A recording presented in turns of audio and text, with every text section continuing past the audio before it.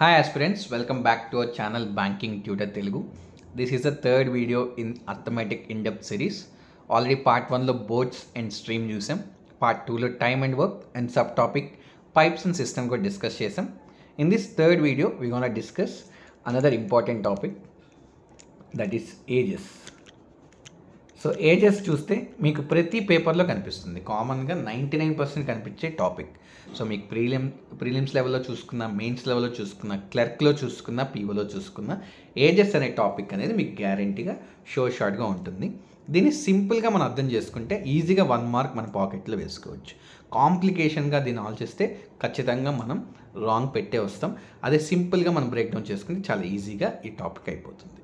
So చాలా క్విక్గా explain చేస్తాను ఏజెస్కి మనకి ఇంపార్టెంట్ థింగ్స్ ఏంటి, ఒక చిన్న ఎగ్జాంపుల్తో ఆప్షన్ వెరిఫికేషన్తోనే ఏజెస్ని ఎలా ఈజీగా చేయొచ్చు అనేది కూడా మనం మాట్లాడదాం. So let's get in to the topic. So ages గురించి మాట్లాడితే, ఏజెస్ అనే టాపిక్ మీకు ఈజీగా క్రాక్ అవ్వాలంటే మీకు దానికంటే ముందు ఇంకో టాపిక్ వచ్చి ఉండాలి. అదేంటంటే రేషియో. సో రేషియో అనే టాపిక్ చాలా ఇంపార్టెంట్ మీకు ఏజెస్ క్రాక్ అవ్వాలి అంటే. మీరు ఎనీ పేపర్లో ఒక ఏజెస్ సమ్ తీసుకుంటే వాళ్ళు ఎలా క్వశ్చన్ మాట్లాడతాడు ఎగ్జామినర్ అంటే, they will be taking 2 people or 3 people, వాళ్ళ మధ్య రేషియోతో మనకి ఎగ్జామినర్ ఒక డేటా పాయింట్ ఇస్తాడు. Say for example Ravi and Sharath ఉన్నారు. సో ఎగ్జామినర్ ఎలా క్వశ్చన్ ఫ్రేమ్ చేస్తాడంటే, Ravi and Sharath have their ages in the ratio 5:7. ఇలా క్వశ్చన్ ఫ్రేమింగ్ ఉంటుంది. సో రేషియో అనే టాపిక్ మనకి ఏజెస్లో ఇంక్లూడ్ అయిపోయి ఉంటుంది. సో మీకు రేషియో కనుక ఫండమెంటల్గా తెలియకపోతే బెటర్ మీరు ఒకసారి రేషియో అనే టాపిక్ని ఫండమెంటల్ లెవెల్లో చదవండి. ఇన్డెప్త్ అవసరం లేదు, ఫండమెంటల్ లెవెల్లో ఒక 2 వాల్యూస్ మధ్య రేషియో ఎలా ఉంటుంది, 3 వాల్యూస్ మధ్య రేషియో ఎలా ఉంటుంది అనేది మీకు వస్తే సరిపోతుంది. ఇన్డెప్త్ ఏం అవసరం లేదు, జస్ట్ ఫండమెంటల్గా రేషియోస్ అనేది తెలుసుకోవాలి. And one more important data point ఏమి ఇస్తాడు ఎగ్జామినర్ అంటే డిఫరెన్స్. సో డిఫరెన్స్ అంటే ఏంటి?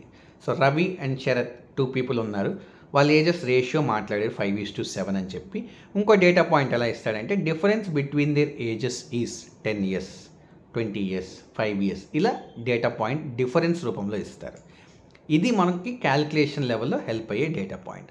సో మీకు ఏజెస్ రావాలంటే మీకు తెలియాల్సినవి 2 things, రేషియో ఎలా కట్టాలి అండ్ డిఫరెన్స్ని ఎలా వాడుకోవాలి in the process of solving the problem. So ఈ 2 things వస్తే ఏజెస్ అనేవి చాలా సింపుల్. సో ఏజెస్లో మనకి ముఖ్యంగా ఎలా ఉంటుంది అంటే 2 variable, 3 variable లెవెల్ వరకు వెళ్తాడు. మరీ కాంప్లికేట్ చేయాలనుకుంటే 4 variables తీసుకెళ్తాడు, కానీ ఇది చాలా రేర్. సో మోస్ట్లీ 2 people గురించి మాట్లాడతాడు, ఫాదర్ అండ్ సన్ అంటాడు, లేదా అమిత్ రవి అంటాడు, లేదా 3 people అంటాడు, ABC అంటాడు, లేదా father son and 1 more other person. ఇలాగా మోస్ట్లీ 2 variable or 3 variables చుట్టే ఏజెస్ తిరుగుతుంది. సో ఏజెస్ని సింపుల్గా ఆప్షన్ వెరిఫికేషన్తో ఎలా క్యాల్కులేట్ చేయాలో ఒక ఎగ్జాంపుల్తో మాట్లాడదాం అన్నాం కదా, అది డిస్కస్ చేద్దాం. So let's take a new slide. So మనకి ఒక ఎగ్జాంపుల్ తీసుకుందాం. ఎగ్జామినర్ మనకి క్వశ్చన్ ఏమడిగాడు అంటే, A and B and 2 persons ఉన్నారు అండ్ వాళ్ళ ఏజ్ యొక్క రేషియో మనకి మెన్షన్ చేశాడు. A:B are in the ratio 7:5. ఇది ఒక డేటా పాయింట్.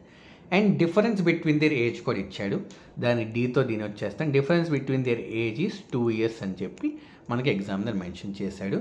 అండ్ ఇప్పుడు మనకి కనిపెట్టాల్సింది ఏంటి అంటే, what is the age of A after 2 years? Age of A after 2 years. After 2 years కాబట్టి +2 అని రాస్తాను. What is the age of A after 2 years? ఇప్పుడు మన జనరల్ అప్రోచ్ ఎలా ఉంటుంది దీనికంటే, ఎవరైనా సడన్గా ఈ క్వశ్చన్ చూస్తే ఎలా దిగుతారు అంటే, మనకు ఆల్రెడీ 7:5 అని రేషియో ఉంది, difference between their ages 2 years అని ఆల్రెడీ ఉంది కాబట్టి 7:5 అంటే వాటి డిఫరెన్స్ వచ్చేసి 2 parts. అది దేనికి ఈక్వల్ అన్నాడు? 2 yearsకి ఈక్వల్ అన్నాడు. సో ఇక్కడ నుంచి 1 part వాల్యూ 2 years వచ్చింది కాబట్టి ఏ యొక్క వాల్యూ 7 years, బి యొక్క వాల్యూ 5 years. ఆఫ్టర్ 2 years అడిగాడు కాబట్టి 7 + 2 9 years అని ఆప్షన్ మార్క్ చేస్తారు. కానీ మనకి ఇంత ఈజీగా వాల్యూ ఇవ్వడు ఎగ్జామినర్, కొంచెం ట్రిక్కీగా ఇస్తాడు, పెద్ద వాల్యూస్ ఇస్తాడు. 7:5 ఇవ్వకపోయినా, డిఫరెన్స్ 2 years ఇవ్వకపోయినా పెద్ద వాల్యూ ఇవ్వడానికి ఛాన్సెస్ ఎక్కువ ఉంటాయి. 10 years ఇవ్వచ్చు, 15 years ఇవ్వచ్చు, కట్ కాని వాల్యూ ఇవ్వచ్చు, లేదా క్యాలిక్యులేషన్ పెద్దగా ఉండే వాల్యూ ఇవ్వచ్చు. ఇలాంటప్పుడు ఎలా ఆప్షన్స్ యూజ్ చేసుకొని మనం సాల్వ్ చేయాలనేది మనం మాట్లాడదాం. సో ఇదే ఎగ్జాంపుల్ చూద్దాం. సే ఫర్ ఎగ్జాంపుల్ మనకి ఎగ్జామినర్ ఆప్షన్స్లో ఏమిచ్చాడు అంటే 1 వాల్యూ వచ్చేసి 23, ఇంకో ఆప్షన్ వచ్చేసి 25, ఇంకో ఆప్షన్ వచ్చేసి 28 అనుకుందాం. రైట్, ఇప్పుడు ఆప్షన్ వెరిఫికేషన్ ఎలా చేసుకోవాలి? మనకి ఇప్పుడు చూస్తే A/B రేషియో ఆల్రెడీ 7:5 అని మెన్షన్ చేశాడు. మనకి కావాల్సింది age of A after 2 years కావాలి. సో కింద ఆప్షన్స్ అన్నీ కూడా ఆఫ్టర్ 2 years కదా. ఈ ఆప్షన్స్ని ప్రజెంట్ ఏజ్లో మాట్లాడాలంటే అన్నిట్లోంచి -2 చేయాలి. సో ఫస్ట్ ఆప్షన్లో -2 చేస్తే 21, సెకండ్ ఆప్షన్లో -2 చేస్తే 23, లాస్ట్ ఆప్షన్లో -2 చేస్తే 26. సో ఇది ప్రజెంట్ ఏజ్ ఆఫ్ ఏ. ఇప్పుడు దీంట్లో కరెక్ట్ ఏజ్ ఏదో కనిపెట్టాలి అంటే సింపుల్గా చూస్తే మనకి ఏ యొక్క వాల్యూ అనేది 7 parts అనేది మనకు తెలుసు. గివెన్ రేషియో 7:5 కాబట్టి ఏ యొక్క వాల్యూ 7 parts. సో ఇక్కడ కింద ఉన్న ఆప్షన్స్ ఏదైతే మనకి 21, 23, 26 వచ్చాయో వీటితో ఏదైతే 7తో కట్ అవుతుందో అదే present age of A. So ఈ 3 ఆప్షన్స్లో 7తో కట్ అయ్యే వాల్యూ ఏంటి అంటే 21 మాత్రమే కట్ అవుతుంది. సో 21 కట్ అవుతుందంటే ఖచ్చితంగా ఆఫ్టర్ 2 years ఏ యొక్క ఏజ్ ఏమవుతుందిరా అంటే 23 years.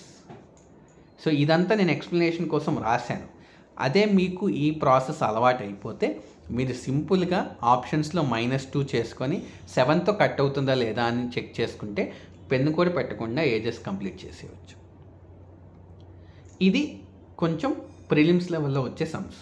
మెయిన్స్ లెవెల్ వాటికి ఖచ్చితంగా మనం ఆ సమ్ సాల్వ్ చేయాలి. ఎందుకంటే 3 వేరియబుల్స్ ఇచ్చి వాటి మధ్య రిలేషన్స్ రేషియోలో ఎక్స్ప్లెయిన్ చేస్తూ డిఫరెన్స్ ఇస్తూ మనకి డిఫరెంట్ డేటా వాల్యూస్ ఇస్తారు కాబట్టి ఖచ్చితంగా సాల్వ్ చేయాలి. అదే ఒక క్లర్క్ లెవెల్లో చూస్తే ఇలాంటి సమ్సే అడుగుతాడు మోస్ట్లీ. సో వీటికి కూడా మనం లాజికల్గా వెళ్ళి పేపర్ మీద పెన్ పెట్టి చేయాల్సిన నీడ్ లేదు. ఒకవేళ మీకు ఇది ఫస్ట్లో అలవాటు కాకపోతే ఖచ్చితంగా మీరు ప్రాక్టీస్లో వచ్చేస్తుంది. కానీ ఏజెస్లో మాట్లాడితే మీరు ఖచ్చితంగా ఫస్ట్ నేర్చుకోవాల్సింది ratio, at the same time difference అనే వాల్యూని ఎక్కడ వాడుకోవాలి క్యాల్కులేషన్ అని మీకు తెలిస్తే సరిపోతుంది. So that is all about ages. ఇంత సింపుల్గా ఉంటుంది. మీరు ప్రీవియస్ ఇయర్ క్వశ్చన్స్ ఒకసారి త్వరగా ప్రాక్టీస్ చేస్తే సరిపోతుంది.